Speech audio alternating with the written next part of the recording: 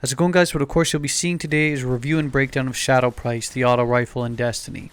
As per the usual, I'll break down everything you need to know about the weapon and what I think about it toward the end. First things first, how you actually get it. You can get it through random drops in the Crucible, through completing Nightfall strikes, legendary Ingrams, or you can even just buy it off the Vanguard dealer once you reach 150 marks and rep level 3. The rough stats I got from DestinyDB.com, which I'll explain to use the weapon. And this is important because I'm going to give a good breakdown of the stats because the perks change since it's a legendary weapon. So I can't give you a breakdown of all the perks that will be specific to you because they change because it's a legendary. I'll get to that in a minute though. But the stats itself, it starts with the 248 base damage and it increases to a maximum of 300 once you've completely upgraded the weapon. To upgrade it, you'll need Glimmer, weapon parts, and Ascendant Energy, and more than likely Spirit Bloom, but don't hold me to that because that may differ between Shadow Prices. The fire rate is 77%, which is pretty. It's good. Like it's in the middle tier in terms of overall quickness and fire rate. It has an impact rating of 28, which is very good. That's DPS per round. A range of 37%, a stability rating of 56, which is pretty good, and a reload percent of 67, and a magazine size which is quite solid at 25.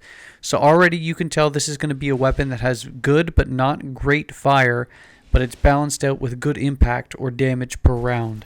It'll be one of those jack of all trade, master of none weapons that a skilled shooter would actually gravitate to because it's not going to give you a weakness per se. It's not going to have a long reload time, and it's not going to be one of those extreme fire rate but very low damage per round weapons. It's balanced. There's not a lot to complain about with it.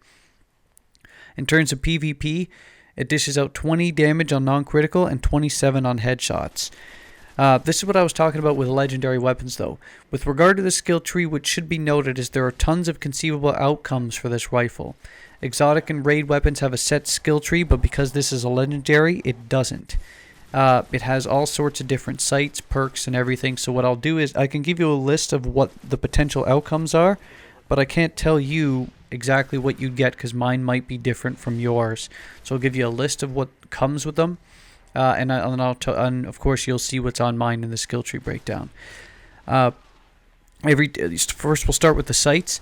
There's many different options, but you'll be guaranteed to have a choice of a red dot, a stable or agile sight, and a mid-range scope. Each one will vary, and it's important to mention this because each sight has a small change in anything ranging from range, stability, or reload speed. So just pay attention to your sight and the skill tree breakdown, and it'll show how each sight impacts a particular stat.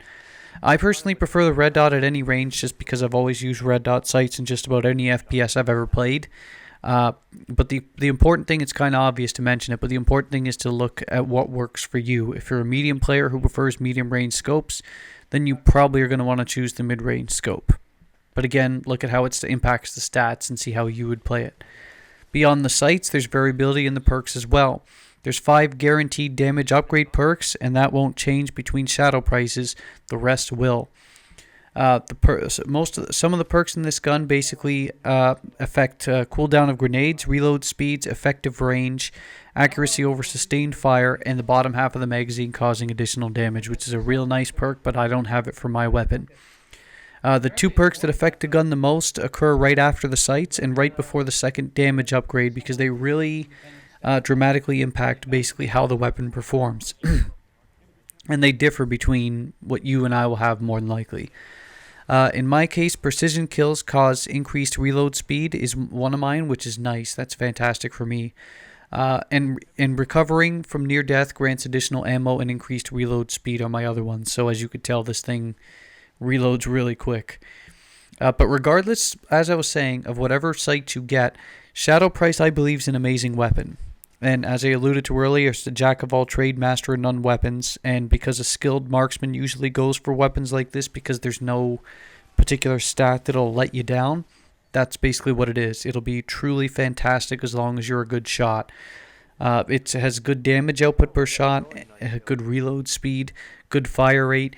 Recoil, if it even has any worth mentioning, is very easy to manage. So that's it. It doesn't stick out in a particular category, but it doesn't have a glaring weakness either. When in PvE, it doesn't really have a weakness until you run into an enemy with a shield, because you might have to knock that shield out before you can actually do effective damage with it.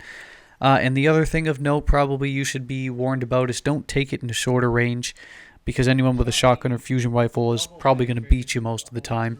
But if you stick to medium to longer range with this weapon, maybe hip fire if you have a jump on a guy in close quarters, if you didn't manage to switch your weapon, you'll be just fine. I consider it a top 3 primary weapon for me in the game. I know a lot of people like the Vanquisher.